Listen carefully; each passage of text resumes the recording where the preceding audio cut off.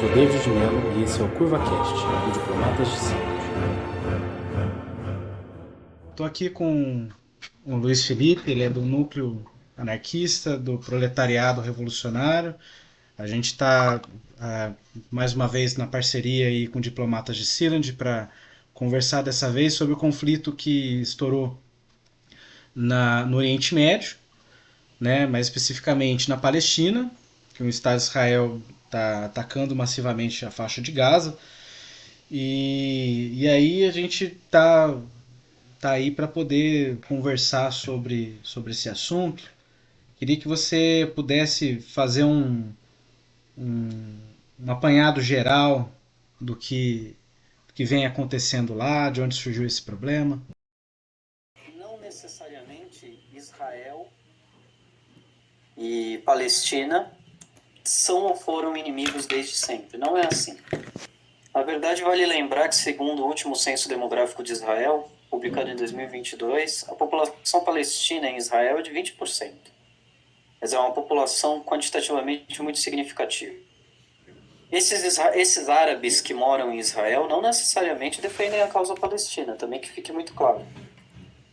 Muitos deles se incorporaram ao estilo de vida israelense. Mas vamos voltar ao período pré-fundação de Israel.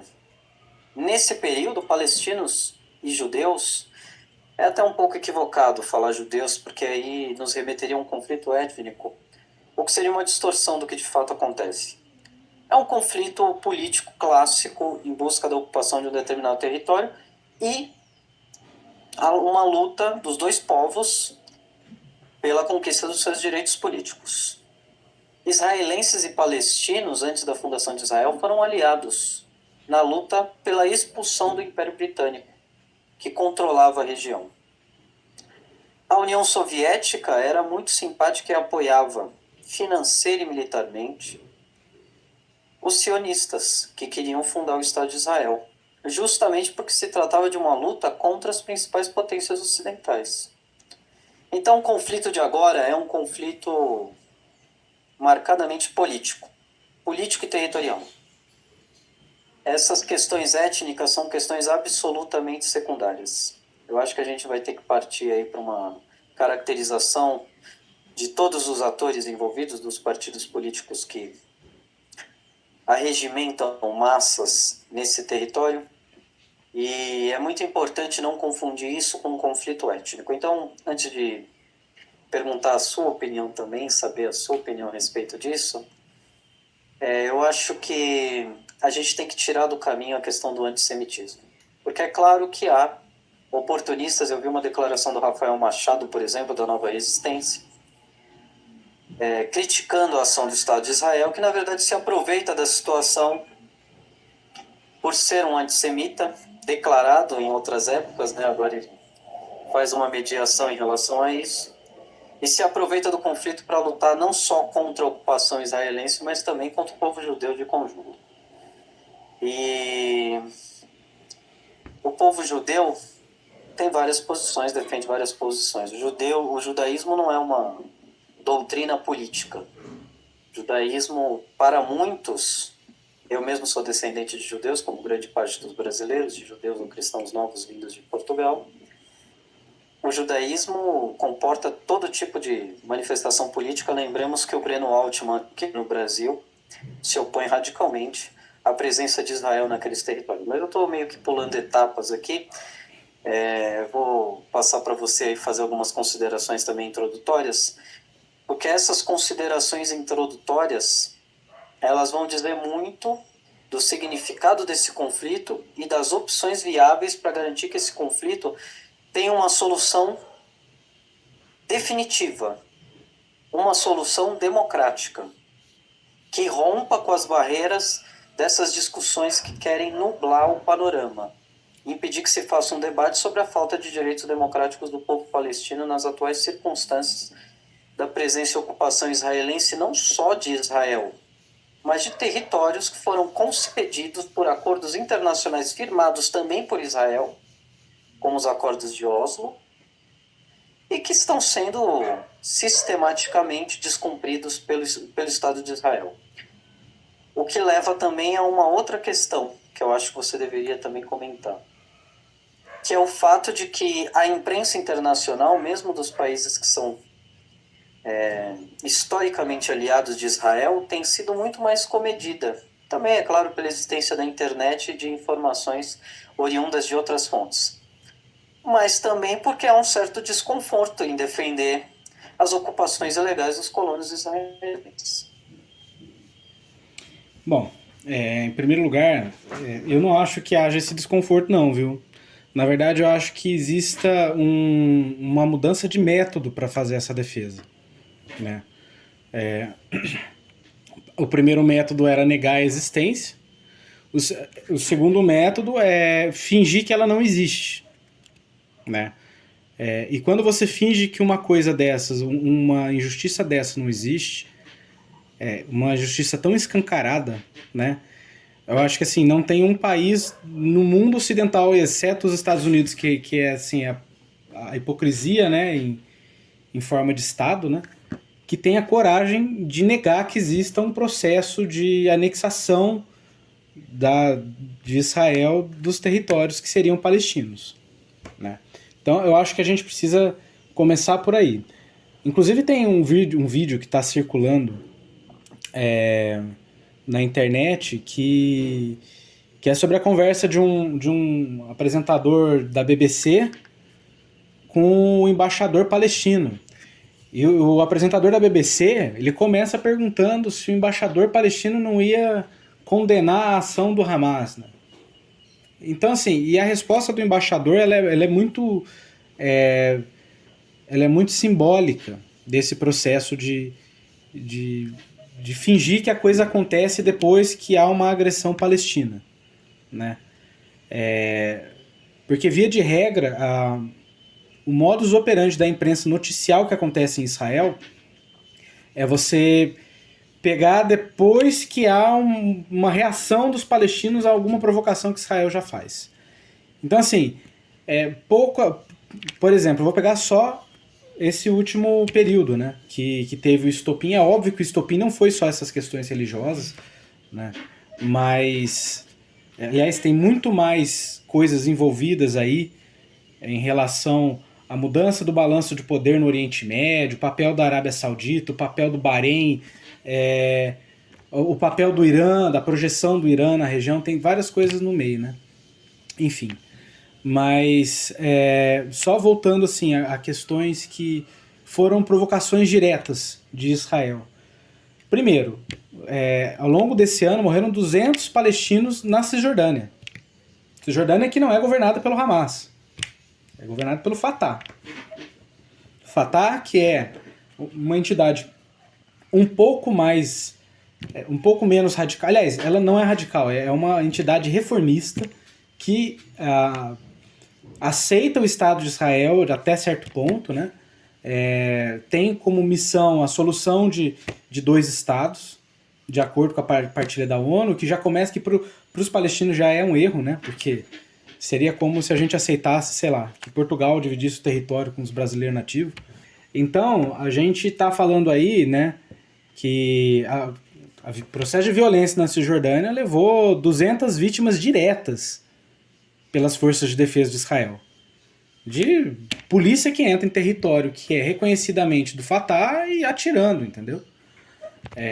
E aí esse embaixador ele pergunta, mas por que vocês nunca chamaram a gente quando estavam pessoas palestinas morrendo e agora que morreu o israelense vocês chamam? Então eu acho que o modus operandi da mídia, né, o cerco midiático, ele é diferente agora. Ele tem outra forma de se comportar. Mas eles continuam fazendo a defesa intransigente de Israel, porque é um objetivo estratégico do Ocidente lá.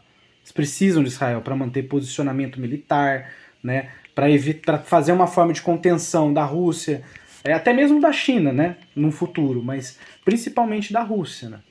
São heranças da Guerra Fria ali. Não, sim, sem dúvida, né? Israel é um enclave militar dos Estados Unidos e recebeu agora 8 bilhões de dólares em ajudas militares, né? Quer dizer, dinheiro destinado a Israel para sua defesa, se é que podemos chamar assim. Agora, com relação à imprensa, de fato, há uma mudança de comportamento e há vários fatores por trás dessa mudança de comportamento. Você vê que O Partido Republicano, ele consegue se cacifar entre os trabalhadores como uma força até progressista, por assim dizer, porque ele se opõe às guerras. Ele se opõe à política do Partido Democrata de investir militarmente contra vários países e territórios estrangeiros. Então, Tucker Carlson, né? Não sei se todo mundo conhece, ele é da Fox News, que é uma emissora de TV nos Estados Unidos. As emissoras de TV têm a liberdade de apoiar partidos e candidatos. Então, eles apoiam abertamente o Partido Republicano e o Trump. E o Tucker Carlson é a figura pública de maior projeção da Fox News. Ele se opõe ferozmente a que se transforme esse conflito num conflito entre Estados Unidos e Irã. Quer dizer, é parte da política republicana dizer, pelo menos demagogicamente, que eles vão destinar todos esses recursos que são gastos em guerras para a melhoria das condições de vida do povo nos Estados Unidos. Então existe sim uma dificuldade e uma tentativa de encontrar novos meios de defender Israel. Eles querem defender Israel, mas eles tomam alguns cuidados. Os Estados Unidos, sem sombra de dúvida, além dos interesses estratégicos, têm interesses políticos, né? Os Estados Unidos são uma potência enfraquecida. Enfraquecida pela derrota em diversos conflitos, em diversas frentes de batalha, que não se resumem à Ucrânia. Certamente eles perderam na Síria. E essas derrotas, eles foram expulsos do Iraque. E essas derrotas todas implicam também em mudanças no comportamento dos países geopoliticamente do seu alinhamento. Você vê que a Arábia Saudita já fez um aceno de que não vai mais se alinhar automaticamente com os Estados Unidos ao entrar nos BRICS. E há conversações entre a Arábia Saudita, Irã, Bahrein, Iêmen, Emirados Árabes Unidos, que são a potência árabe mais próxima do imperialismo ocidental. E por todas essas razões, a investida do Hamas é uma investida que muda o cenário político da região. Só por fim, para passar para você, uma das coisas que tem que ficar bem claras é que, pelo menos do nosso ponto de vista, é que o que se está apoiando aqui não é genericamente o povo palestino. A OLP, que é um guarda-chuva de organizações que atua na faixa de Gaza e na Cisjordânia, e na Cisjordânia eles são a autoridade palestina, que tem primado pela defesa das negociações pacíficas nos organismos internacionais multilaterais. E essa ação deles tem sido absolutamente contraproducente. Eles conseguem acordos, como conseguiu Yasser Arafat, que é líder do maior partido dessa frente da OLP, né, que é a Fatah, que não são cumpridos simplesmente. E a população palestina vive numa miséria mais absoluta. Eles têm os maiores índices de desemprego há várias décadas, do mundo civilizado. Agora, no momento, quase 80% de desempregados entre a população economicamente ativa. Isso é uma coisa insustentável. Né? Um barril de pólvora. A Rússia, com 45, fez uma revolução. Claro, é um período pré-revolucionário. Revolucionário, no caso, por causa da iniciativa do Hamas. Uhum. Muita gente condena a iniciativa do Hamas porque eles atacaram civis. Olha, eles atacaram civis em territórios que estão ocupados por Israel ilegalmente. Eles atacaram civis numa rave, por exemplo. Só que aquilo aqui não se dá destaque é o seguinte. Inclusive de acordo com o relato de um brasileiro que estava nessa rave, que foi veiculado pelas emissoras de televisão abertas aqui do Brasil, é que a polícia israelense recebeu o Hamas a tiros. E o Hamas respondeu a esses tiros. Então a insurgência armada é uma necessidade. A insurgência armada é uma necessidade, como seria no caso de um campo de concentração do período nazista. Ninguém ia ficar se perguntando se os judeus que reagiam em Varsóvia ou em Treblinka, onde quer que seja, se eles eram boas pessoas, se eles eram de direita ou de esquerda. Isso aí não existe. Eles simplesmente estavam reagindo contra a escravidão. E nós vivemos um cenário bastante semelhante, guardadas as devidas proporções, no caso palestino. Sim. Eu só queria voltar para a questão do papel da OLP, né? Porque, especialmente do Fatah, né? Porque a gente às vezes presume, né, que as pessoas estejam acostumadas com essas nomenclaturas e tudo mais. Só para entender, o Hamas, ele é um grupo radical que vai surgir na faixa de Gaza depois que Israel começa a agir de maneira totalmente brutal lá para poder realmente cercar a faixa de Gaza e impedir que esse povo tenha um mínimo de dignidade, né? O Hamas ele ganha uma eleição, acho que em 2006, se eu estiver errado, me corrija, em 2006, e em resposta a essa eleição, que foi uma eleição democrática, inclusive teve observadores internacionais, porque, né, Gaza é sempre um lugar muito vigiado pela ONU, né? Depois que tem essa eleição, em 2008, o Benjamin Netanyahu, né, ele faz a operação Chumbo Fundido, que matou uma galera lá em Gaza, mais ou menos 2.000 pessoas, e faz o muro, né, promove a construção do muro, e depois tem a operação Margem Protetora, 2014, que é ainda mais brutal, e no qual eles começam já um cerco de Gaza, né, porque a gente fala, cercaram Gaza, mas cercaram só do resto, né? Agora não pode passar água, comida e combustível, que são as coisas que as pessoas precisam para sobreviver. Mas já não podia passar um monte de coisa antes, né? Material de construção, determinadas formas de combustível não podia passar, insumo de medicamento.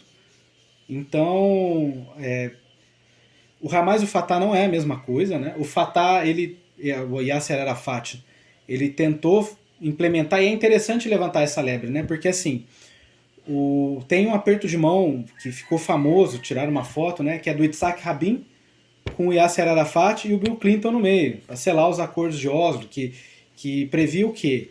Que dos territórios ocupados, reconhecidos pela ONU como da Palestina, teria que ser feito uma remoção dos assentamentos ilegais para o território de Israel e passar lentamente a soberania para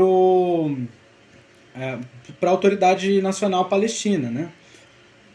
Só que depois que esse acordo é selado, acho que não passa um ano, se passou um ano, não passa de 2, um radical, um extremista sionista vai lá e mata o Yitzhak Rabin.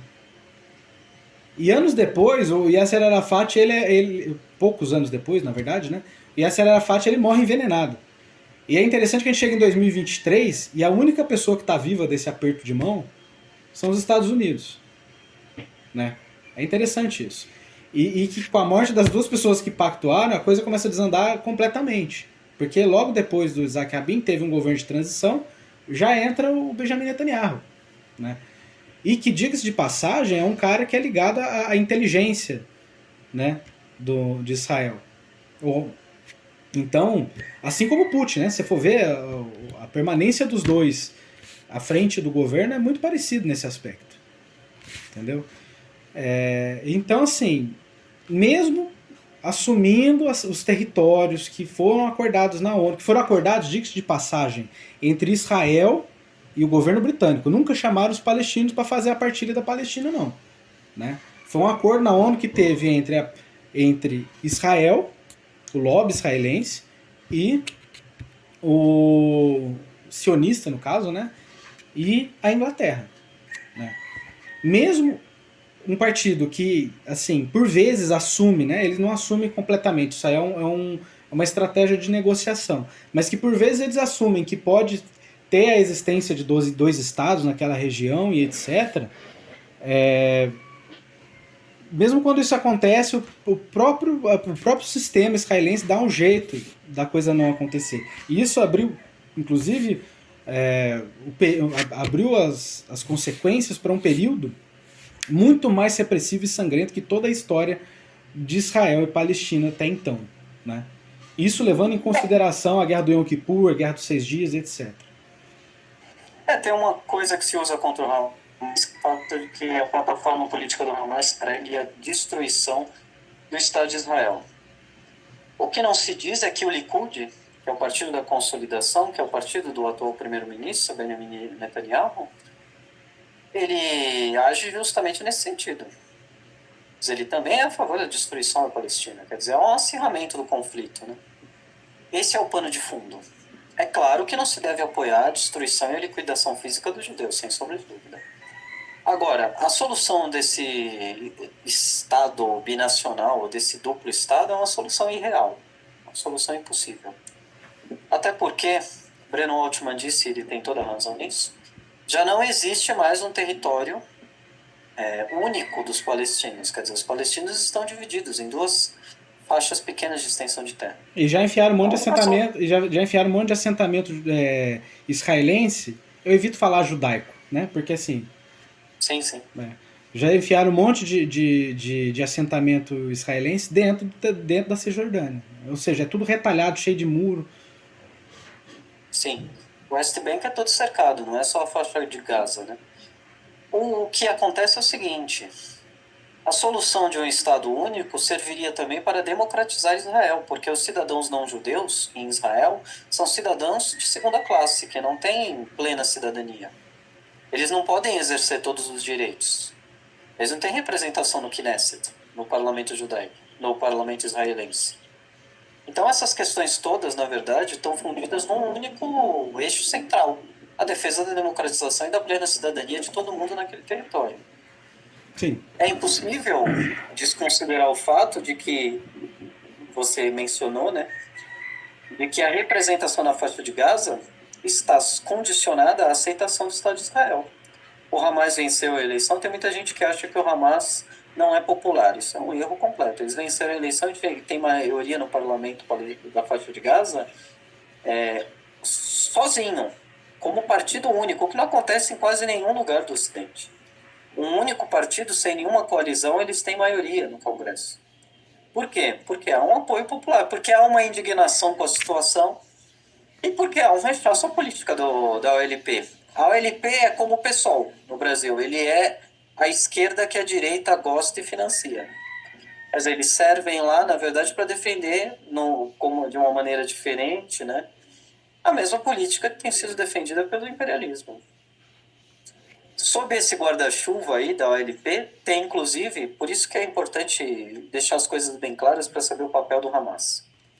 Existem organizações comunistas, como a Organização pela Libertação da Palestina Marxista-Leninista, é o tradicional Partido Comunista Palestino. Esse partido também não foi responsável pela investida contra os assentamentos ilegais israelenses. É preciso apoiar o Hamas, porque é assim, veja só. Nós estamos numa situação que não é uma situação ordinária, de disputa política comum, convencional. Nós estamos numa situação em que o acesso ao mar, você falou aí de várias restrições comerciais, de fluxo de mercadorias para dentro do território palestino, mas o acesso ao mar de um povo pesqueiro, historicamente, que é o povo da faixa de Gaza, está restringido pelo Estado de Israel há 2 décadas. Quer dizer, como é possível esse povo sobreviver? Como é possível? Mas eu queria já introduzir um outro tema que você aí meio que mencionou, que eu acho que é muito importante, que é a posição da China e da Rússia em relação ao conflito. Porque que a China é um parceiro comercial importante de Israel e a China não apoia abertamente o Hamas. Em compensação, também não apoia Israel. Eu acho que assim, o Luiz. E a Rússia, só para completar, a Rússia, no Conselho de Segurança da ONU, propôs uma série de medidas comuns da ONU no sentido de frear as iniciativas mais belicosas de Israel. Não, pode falar. Eu acho interessante a hipocrisia da Rússia também, porque eles estão fazendo um regaço lá na Ucrânia, né? E aí no Conselho de Segurança eles falam, a gente tem que trabalhar pela paz, etc e tal. Enfim. Mas assim, eu acho que o papel atual, né, da Rússia e da China no Oriente Médio, ele é muito mais indireto do que foi em tempos atrás, né? tradicionalmente, na Guerra Fria, a maior parte do Oriente Médio era da zona de influência soviética, né? Então, isso inclusive justifica a criação do próprio Estado de Israel como entreposto geopolítico e estratégico do mundo ocidental, né? É uma forma de fazer o cordão sanitário, etc. e tal. Por outro lado, né, não dá para falar que a Rússia e a China não tenham um interesse imediato na região. Tá? Por mais que a Rússia tenha interesses comerciais em comuns com Israel e também uma grande pauta de exportação, né, em comum, a China sabe qual que é o papel de Israel no meio daquele rolo todo. E sabe que o enfraquecimento da coalizão do Netanyahu significa uma janela de oportunidade para agir, inclusive em território israelense. Não é que a China advogue pelo fim do Estado israelense, mas é uma potência que certamente vai se utilizar do cenário de caos para tentar aumentar a participação lá. O problema é que ela não sabe como fazer isso, né? E tanto não conseguiu agir diretamente que ela começou a fazer conversas com outro entorno, né? Com os sauditas, né? Conversando com a Arábia, com Emirados Árabes e por aí vai. Para tentar conseguir abrir uma porta de projeção de poder lá naquela região, dado que os Estados Unidos também mandaram até porta-avião para lá para mostrar que o quintal é deles, né? Já por outro lado, a Rússia ela é muito menos comedida, sabe? Ela sabe que ela tem também esses laços de interdependência comercial, mas por outro lado eles financiam diretamente o Irã, né? Que é um entreposto russo até hoje, né? Um entreposto russo no Oriente Médio, e o Irã, por sua vez, financia o Hezbollah, que é a maior força militar no Líbano. Né? Ou seja, o Líbano já não tem a maior força militar. Não sei se a gente nem pode chamar o Líbano de Estado, pela definição clássica, que é de monopólio de poder, etc. e tal. Então, assim, a Rússia ela tem projetado poder, só que ela tem uma forma muito mais suave de projetar esse poder. Né? E me parece que o interesse dessas potências, né, asiáticas sejam mais de minar a hegemonia americana na região e aproveitar essas fissuras que estão acontecendo com o levante do Hamas. Mas não de dar apoio para o Hamas ou apoio para a causa palestina, né? Tanto é que assim, eles têm um discurso muito parecido com o brasileiro, de não, pera lá, calma lá, e etc. Não, há interesses econômicos, certamente, que estão por trás aí do tabuleiro geopolítico. Agora tem uma outra coisa que eu acho que é importante mencionar. A imprensa normalmente tenta transmitir a ideia de que esses conflitos são religiosos, para estigmatizar os árabes como fundamentalistas. Esse conflito tem muito pouco de religioso e ele revela isso. Você vê que o Hamas é uma organização assumidamente sunita. E o Hezbollah e o Irã são xiitas. Isso daí é uma coisa menor, é secundária no conflito. O que é essencial no conflito são os interesses econômicos e materiais da população.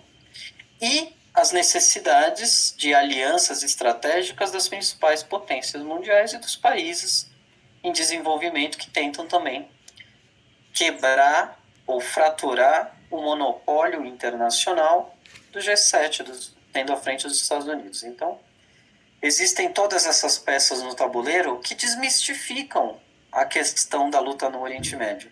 E o Hamas está sendo muito hábil em apresentar as coisas desse ponto de vista. Apesar de toda a campanha da imprensa, a imprensa está tendo que apelar, está tendo que inventar história. Sim. O canal 24 News de Israel, que eu acompanho regularmente, eles mostraram aquela história lá dos 40 bebês decapitados, que é uma distorção. A repórter que publica no Twitter essa história, ela fez uma entrevista com um militar de baixa patente que não disse isso. Ele não disse nada que tinha 40 bebês decapitados. Ele disse que os palestinos do Hamas decapitam crianças. Fez essa distorção. Depois o próprio presidente dos Estados Unidos deu uma declaração reafirmando essa história. Não vamos entrar até no Não, ele falou que ele viu as fotos, mano. Não sei se você viu. E depois a assessoria de imprensa, né, a equivalente da Secretaria de Comunicações aqui do Brasil, do SECOM, disse não, ele não viu as fotos, ele achou que viu, né? Foi mal, tava doidão. achou que viu, né? Aquela maneira de você conta uma mentira e depois tenta, né? Vamos consertar aqui e ver se dá certo. Quer dizer, essa história mostra assim a fragilidade das posições dos setores mais reacionários, porque eles estão tendo que recorrer, e revela também a fragilidade de toda a democracia ocidental. França, Alemanha e Itália proibiram protestos e manifestações de rua pró-Palestina. Sim. Claro, à medida que você tem uma série de veículos na internet divulgando informações que contrastam com esse discurso pronto, pré-fabricado da imprensa ocidental, ela mina as bases da democracia ocidental, porque não é uma democracia de fato, é uma ditadura, né? Sim. O Luiz, eu acho que assim, em relação ao conflito que está acontecendo agora, né, é importante ter em mente que, assim como em outras épocas da história mundial, se usa a religião como uma forma de angariar apoio, ou como uma forma de demonizar o outro, né? Uma forma de tentar emplacar uma guerra santa que não existe, entendeu? Enfim. E tanto é verdade isso, né, que existem muitos judeus no mundo que são contra o Estado de Israel, a existência do Estado de Israel. Então, assim, segundo a liturgia do Estado de Israel, são judeus antissemitas, né? Porque todo mundo que fala mal do Estado de Israel é antissemita. Tá entendendo? Existe também uma vitimização, não seria essa a palavra, acho que seria uma instrumentalização, certo? Do Holocausto, uma instrumentalização de tudo o que aconteceu na Segunda Guerra Mundial para utilizar como escudo de qualquer crítica para se cometer as mesmas atrocidades que se cometia no passado, né? Eu acho que diante desse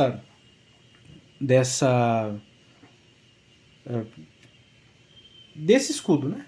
Dessa questão ali de olha como o Holocausto, a gente sei lá, sobrevivente do Holocausto também, que não é bem verdade, porque teve um monte de colonização que veio da Europa, que veio até um processo de expulsão em alguns países para poder ter assentamento judaico lá na onde é a Palestina, né? Tudo isso começa a cheirar como uma grande hipocrisia que envergonha a própria memória do Holocausto, na minha opinião.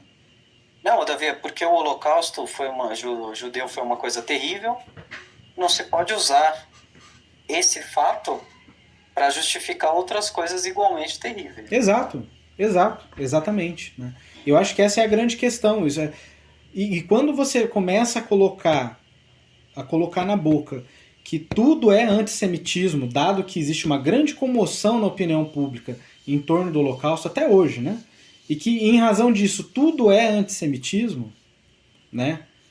Você começa a deslegitimar a própria memória do Holocausto. Isso que é o complicado.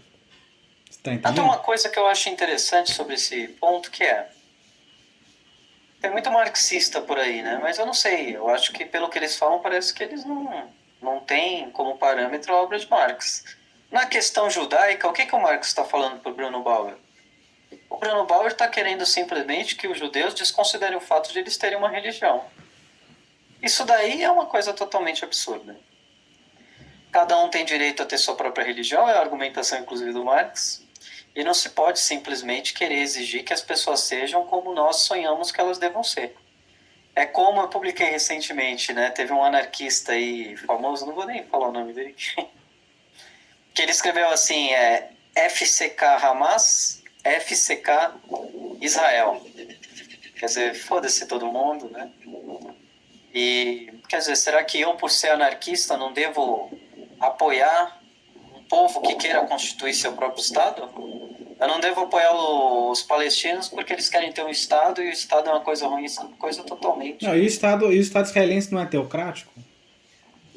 Exatamente, Né? né? A gente Quer vai dizer, mentir, vai mentir que é uma democracia aquilo. Cara, eu nunca vi uma democracia que acumula tanto poder na mão de um cara só.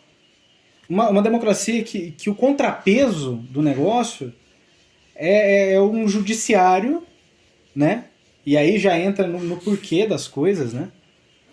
É um judiciário que, inclusive, por ter revertido a questão dos assentamentos ilegais, dado ganho de causa para alguns palestinos, tem sofrido uma retaliação. Por quê? Porque o poder que é fiscalizado por esse judiciário tem o poder de mudar o judiciário. E você não tem nenhuma outra terceira força para fazer isso.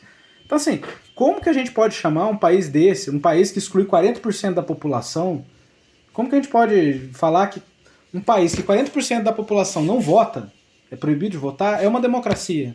É um absurdo. E outra coisa, como que a gente pode falar que um país desse é uma democracia liberal, como o pessoal tenta falar, né, por aí afora, sendo que a Constituição não, as leis, porque eles não têm nem Constituição, também ser uma democracia sem Constituição escrita já começa por aí, né? Democracia liberal, no caso, né? A gente sabe que a premissa da democracia liberal é você ter uma Constituição escrita. Como que você fala que um país desse é uma democracia, sendo que quem não é judeu não tem cidadania plena? E sendo que eles têm a própria interpretação de quem é judeu ou não. Tem isso também. Porque às vezes você é judeu e não é e por causa da matrilinearidade lá, você não pode ser considerado. Então tem toda uma questão ali, velho. Tipo, democracia de casta, a gente sabe qual é o nome disso. Davi, então, tem uma coisa. Antes de encerrar, a gente já está encaminhando para o final, acho que a gente tem que fazer uma continuação dessa conversa. Mas antes de encerrar, eu queria reforçar esse ponto.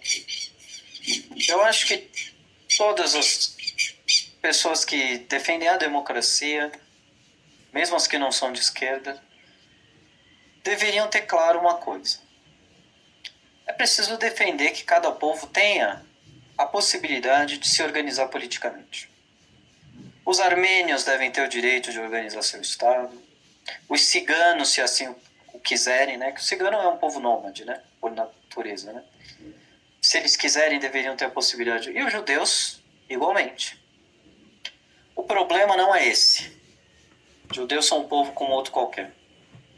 A questão e é um povo que sofreu perseguições terríveis durante muito tempo e que por isso tem uma situação bastante particular. Só que o Estado de Israel não é uma coisa razoável. Ele não responde a essa aspiração porque, ao afirmar o desejo justo de organização política autônoma de um povo, eles oprimem um outro povo. Israel é uma ocupação territorial que passou de todos os limites.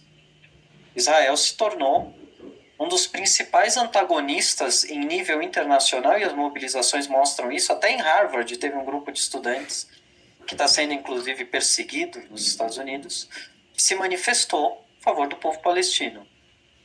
Quer dizer, Israel ultrapassou a fronteira do razoável há muito tempo.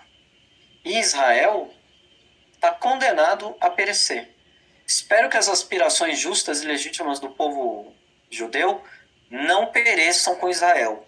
Para isso é necessário que a comunidade judaica, que tem uma visão democrática das coisas, também se posicione claramente. Eu sei que é muito difícil, né? A gente vê aí as perseguições que há aos judeus que se opõem à existência do Estado de Israel, mas é preciso que eles façam isso corajosamente.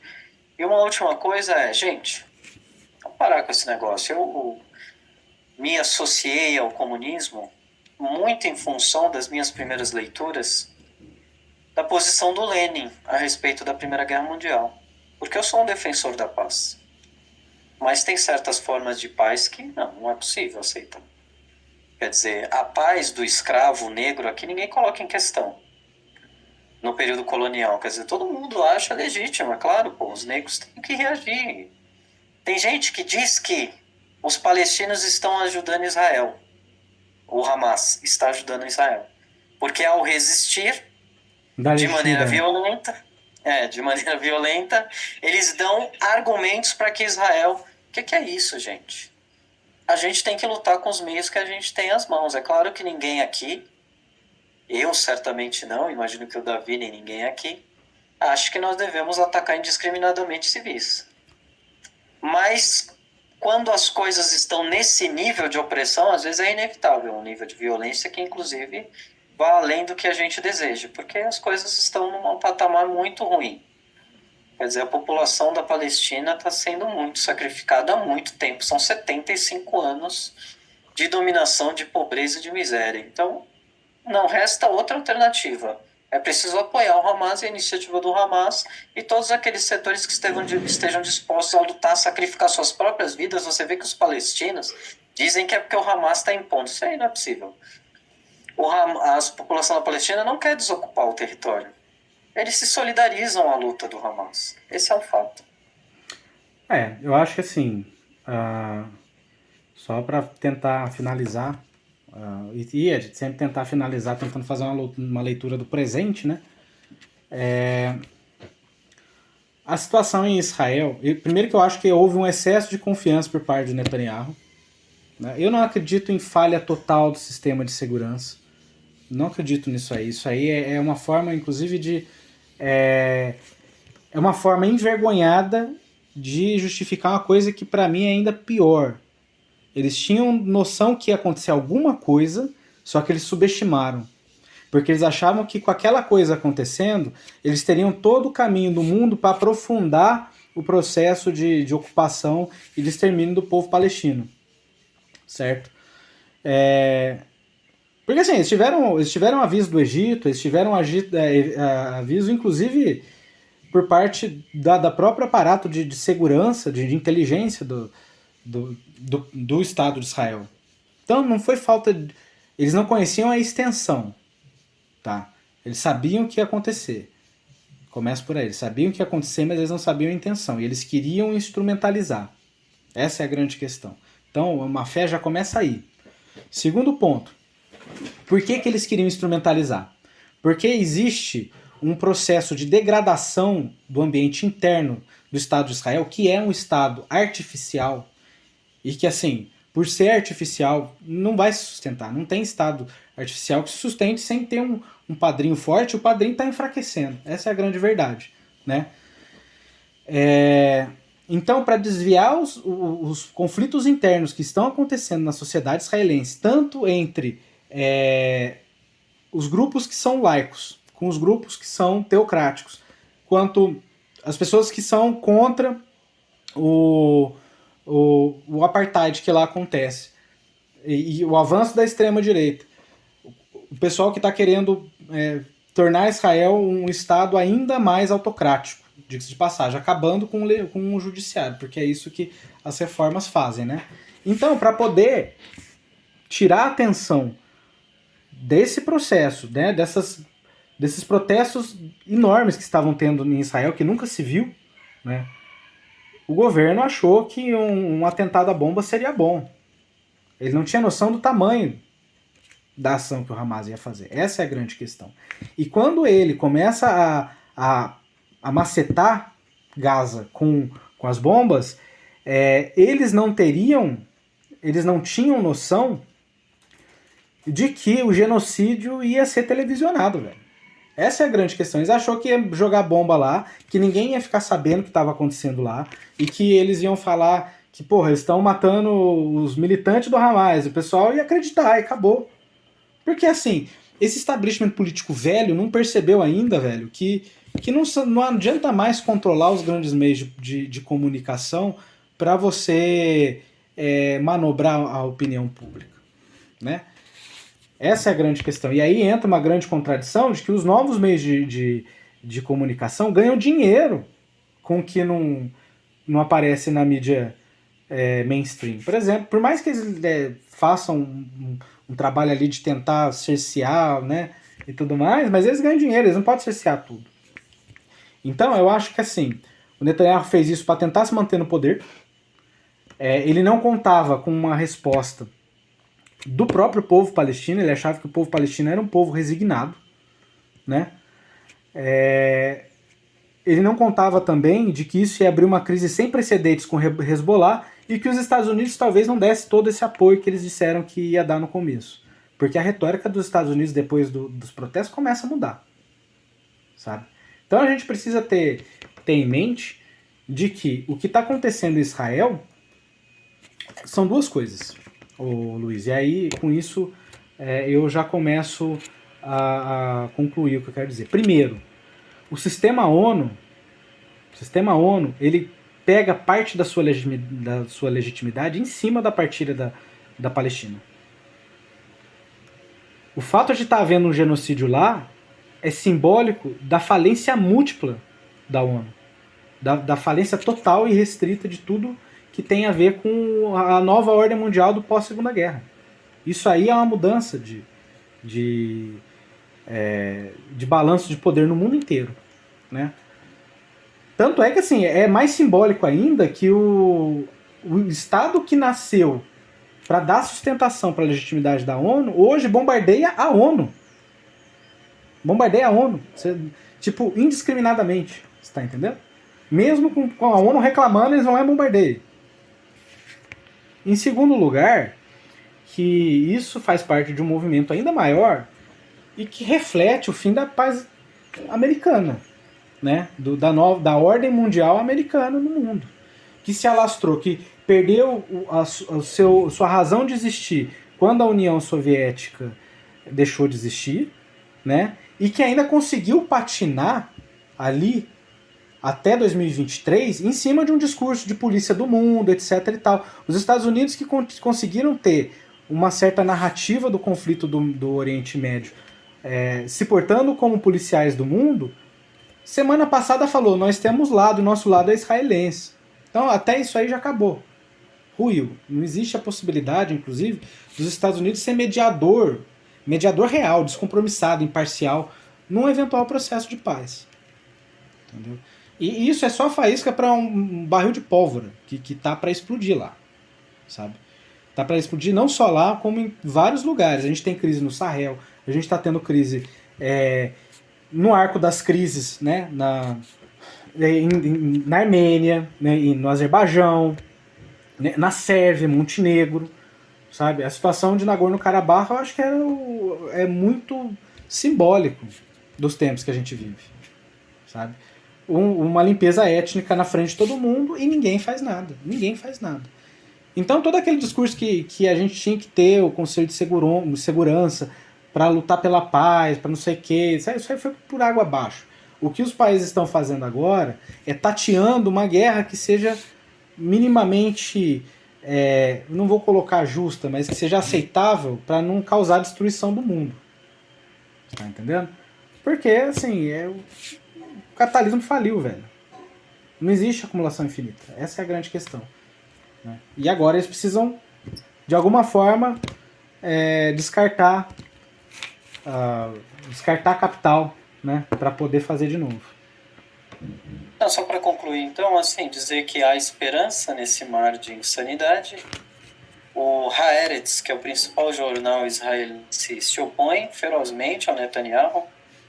Tudo bem que, num certo sentido, eles apoiam Naftali Bennett, que é tá o na coalizão, primeiro-ministro, que é igualmente ruim. Mas tudo bem. Mas pelo menos ele não chama os palestinos de porco, né? Isso aí já é um avanço civilizacional, né? E eu acho muito importante que a gente faça grandes atos aqui no Brasil em apoio aos palestinos. Mas mais do que isso, um amigo meu me disse muito bem, a gente não vai ajudar efetivamente e objetivamente os palestinos fazendo bazar beneficente aqui. O que a gente tem que fazer é lutar contra a presença do capital estrangeiro para enfraquecer o imperialismo aqui também no país. Há uma série de lutas aí sendo deflagradas, de greves, como a greve do Metroviários, que tem um potencial enorme. A gente está diante da possibilidade do aumento do preço do petróleo novamente, em função da guerra no Oriente Médio. Na verdade, já houve um aumento, né, do preço do petróleo, que foi de uma certa maneira contido porque teve feriado nos Estados Unidos e a bolsa não abriu no Columbus Day. Mas certamente isso terá um impacto, um reflexo em toda a economia, e a gente tem que usar isso para enfraquecer ainda mais a dominação imperialista e conseguir fazer com que os povos se emancipem. Cada povo se emancipando e lutando pelo seu direito, pelos seus direitos democráticos, contribui muito mais para a luta internacional contra o imperialismo e para o sucesso do Hamas do que simples manifestações de intenções, cartas de intenções e moções. A gente tem que ter isso em mente para fazer com que a nossa política seja uma política efetiva, senhor Davi. E não só isso, o Luiz, mas também é bom a gente ter em mente que diante dessas lutas que aparecem, que são lutas assim que de uma certa forma vão mostrando diversas outras contradições, inclusive no país nosso, né? Vai colocando, por exemplo, a esquerda contra a extrema-direita aqui, né? Porque não sei porque alguém disse que judeu e evangélico é quase a mesma religião, né? Mas que existe um imperativo aí, não só de fazer a luta, mas de se organizar em torno dessa luta. Ô Davi, ainda bem que os evangélicos pensam isso, porque os judeus não pensam nada disso. É óbvio, né? O judeu olha e fala, apóstata, esse cara aí é um herege. Enfim. Mas assim, que além de fazer a luta, não adianta fazer a luta de maneira individual. As pessoas têm que se organizar para fazer a luta. Organizar em coletivos, organizar em partidos, organizar, sei lá, em instituições que seja. Se a praia do cara for institucional, por que não? Né? E dessa organização se conectar com a rede de solidariedade palestina. Porque aí sim você consegue criar um elemento orgânico que possa contrapor de verdade o imperialismo. Né? E hoje vai ser com os palestinos, amanhã vai ter outra coisa. Já tem, por exemplo, os metroviários. Por isso que é importante a solidariedade de classe. Né? Porque não adianta a gente só ir lá, fazer a manifestação e ir embora para casa. Não voltar com contato, não voltar com uma reunião, não voltar com, sei lá, velho, com amigos que seja, sabe? A gente tem que começar a lembrar que a nossa luta é humana. Nossa luta é humana. Nossa luta não é no plano das imagens, do subjetivismo. A gente precisa começar a superar essa forma subjetiva de fazer luta, que parece que ficou muito na moda ao longo desse começo do século XXI, né? E a gente perdeu o elemento humano nisso aí. Ô Davi, tá na moda falar que a história nos dará razão? A história É um negócio meio... É. A gente tem que dar razão a si mesmo. Né? Não foi assim muito difícil. É muito complicado apoiar o Hamas, assim, pra mim, assim. Mas é preciso, porque isso daí é uma coisa lógica, né? Não tem como você aceitar as coisas que se passam sem tomar um lado. Esse negócio de querer ficar em cima do muro para ficar bem com todo mundo não é uma política terrível no fim das contas. E às vezes a vida, talvez para os jovens isso seja bom, a vida é tomar decisões difíceis em momentos cruciais. Nem sempre a gente vai poder se posicionar com toda a pureza do espírito. A gente tem que saber que lado tomar, mesmo nas situações difíceis, mesmo quando as soluções não são as soluções ideais. Da minha parte eu quero dizer só o seguinte, eu apoio o povo palestino e a sua autodeterminação, inclusive, para fazer a sua luta anticolonial. E se essa luta anticolonial eles optarem por fazer mediante Hamas, aí já é uma coisa com eles. Né? Não cabe a mim, sei lá, militante da UP, militante, sei lá, dirigente do sindicato, num sindicato aqui no Brasil, né? Falar como o povo palestino tem que se organizar para fazer essa luta de emancipação ou não. Eu tenho que só que apoiar. Pelo menos esse é o meu posicionamento. A gente diverge um pouco, né? Assim, não significa que a estratégia seja uma estratégia de falar, o Hamas fez isso de errado, né? Para tentar, porque assim, a gente sabe que tem um grupo, inclusive, aí que gosta de fazer muito isso, né? Mas se trata de uma questão de ter em mente que quem vai fazer essa luta de libertação no front vão ser os palestinos. E se os palestinos escolherem o Hamas para fazer isso, se eu estou apoiando a causa palestina, que seja isso.